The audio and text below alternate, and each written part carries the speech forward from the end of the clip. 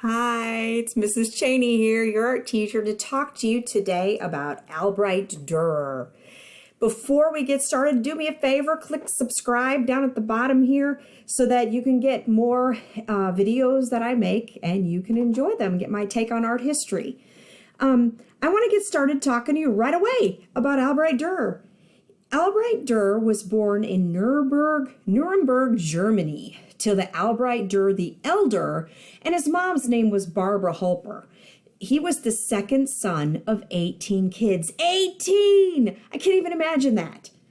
His father was a successful goldsmith, and his brother was also an artist, so art kind of ran in the family. After completing his apprenticeship, at the age of 15, he did get married to a lady named Agnes Frey, and they had no children. From what I understand and have read, it was not a happy marriage. The poor man, not a happy person at all. Albrecht Durer painted this. This was one of his first drawings that he did. It's actually called Silver Point, and he did this at the age of 13, a self-portrait. He learned painting, engraving, and woodcuts during his apprenticeship. Now, I want to talk to you about what some of those things are. Okay, painting. As far as painting goes, he worked with oils and he also worked with watercolors quite a bit. Another thing that he did, from what I understand, is he did woodcuts.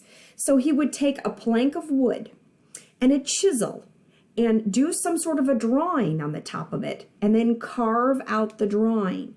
Kind of like if you've ever done printmaking in your art classes, like where you carve into a piece of, they call it linoleum or easy cut or foam, but you carve down. Can you imagine carving into wood with high amounts of detail?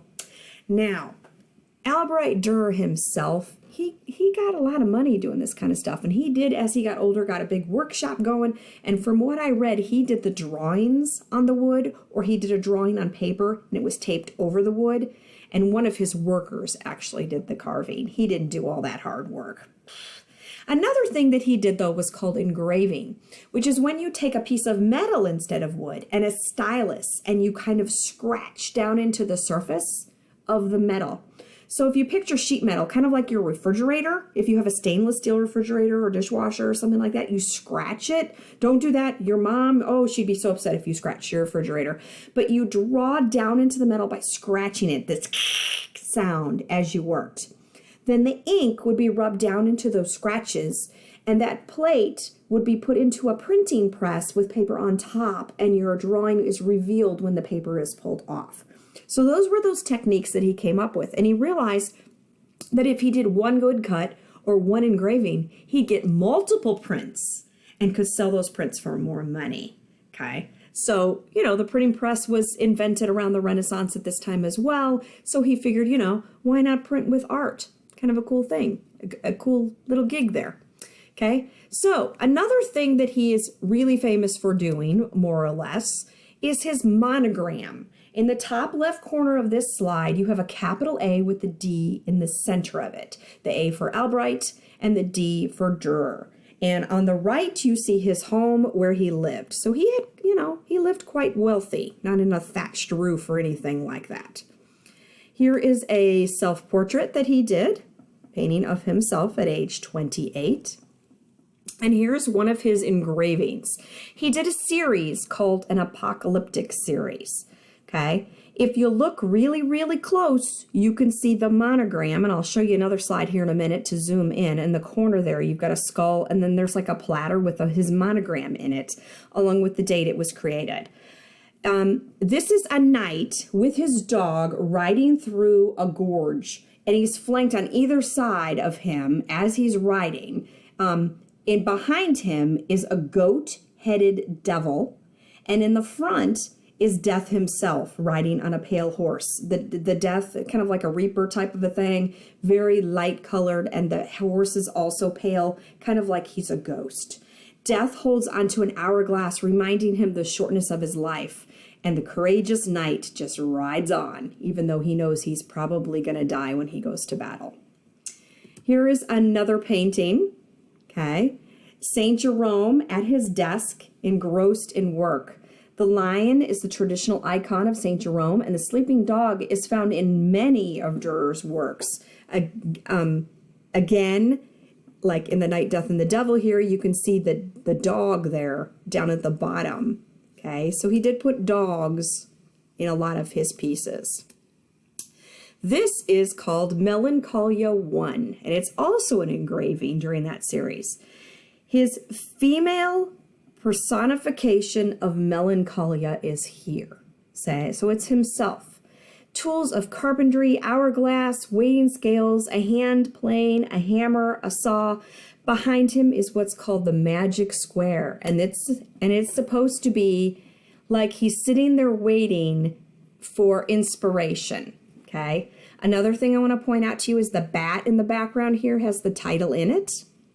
And I also mentioned this magic square right here. Okay. So here's the magic square zoomed in. I'm going to give you a minute if you want to hit pause before I give you an answer to figure out this mathematical equation. Study it. Hit pause. This is a magic square. It has columns, rows, and diagonals that all sum to 34. In this configuration, many other sets of squares also sum up to 34. So it's kind of cool here. Durer includes the year in the bottom two squares, 1514, as to when this painting was created. And 5 and 17 are also in here, may refer to his mother's death in May of that year, because that was important to him too. But anyway, see, if you look at the date here, it was painted in 1514, and down there it is at the bottom, the date of the painting. So the numbers were also significant to him. Now, I need to go back a second to this painting, or this engraving, sorry. I forgot to mention this to you. I didn't mean to skip it, but this Night, The Night, the Death, and the Devil, and we talked about his monogram, right? So here's a slide of the monogram up close. S meaning Salus, or the year of grace, and it was engraved in 1513.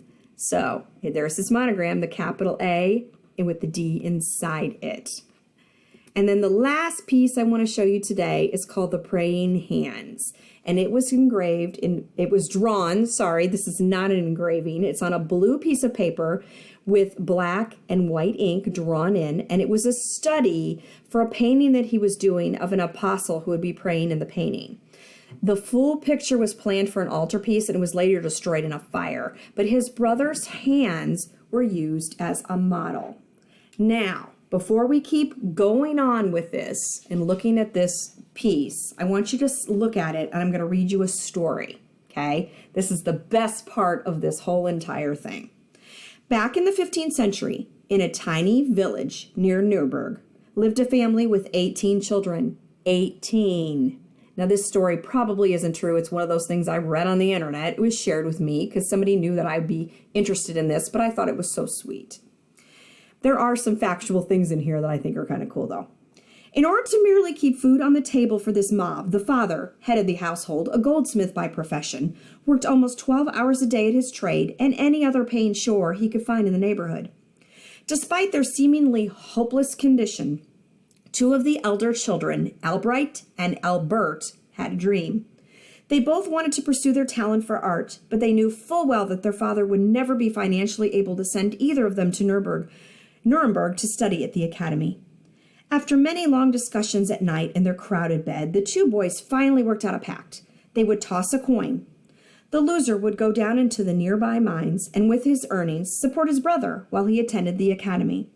Then, while that brother who won the toss completed his studies, in 4 years, he would support the other brother at the academy, either with sales of his artwork or, if necessary, by laboring in the mines. They tossed a coin on a Sunday morning after church. Albrecht Durer won the toss, and of course he went off to Nuremberg. Albert went down into the dangerous mines and for the next 4 years financed his brother, whose work at the academy was an almost immediate sensation. Albrecht's etchings, woodcuts, and oils were far better than those of his professors, and by the time he graduated, he was beginning to earn considerable fees for his commissioned works. When the young artist returned to his village, the Durer family held a festive dinner on their lawn to celebrate Albrecht's triumphant homecoming. After a long and memorable meal punctuated with music and laughter, Albrecht rose from his honored position at the head of the table to drink a toast to his beloved brother for the years of sacrifice that had enabled Albrecht to fulfill his ambition. His closing words were, "And now, Albert, blessed brother of mine, now it's your turn. Now you can go to Nuremberg to pursue your dream, and I will take care of you." All heads turned in eager expectation to the far end of the table, where Albert sat, tears streaming down his pale face, shaking his lowered head from side to side while he sobbed and repeated over and over, "No." Finally, Albert rose, wiped the tears from his cheeks. He glanced down the long table at the faces he loved, and then holding his hands close to his right cheek, he said softly, "No, brother, I cannot go to Nuremberg, for it is too late for me. Look what 4 years in the mines have done to my hands. The bones in every finger have been smashed at least once. And lately I've been suffering from arthritis so badly in my right hand that I cannot even hold a glass to return your toast, much less make delicate lines in parchment or canvas with a pen or brush. No, brother, for me it's too late." More than 450 years have passed. By now, Albrecht Durer's hundreds of masterful portraits, pen and silver point sketches, watercolors, charcoals, woodcuts, and copper engravings hang in every great museum of the world. But the odds are great like you, like most people, are familiar with only one of Albrecht Durer's works. More than being familiar with it, you may very well have a reproduction hanging in your home or office. One day, to pay homage to Albert for what he had sacrificed, Albrecht Durer painstakingly drew his brother's abused hands, with palms together and thin fingers stretched skyward. He called this powerful drawing simply Hands. But the entire world almost immediately opened the hearts of this great masterpiece and renamed it the tribute of love, the Praying Hands. So the next time that you see a copy of this painting, you need to remember that story. And you need to remember that nobody ever gets where they are on their own. Nobody ever gets far alone.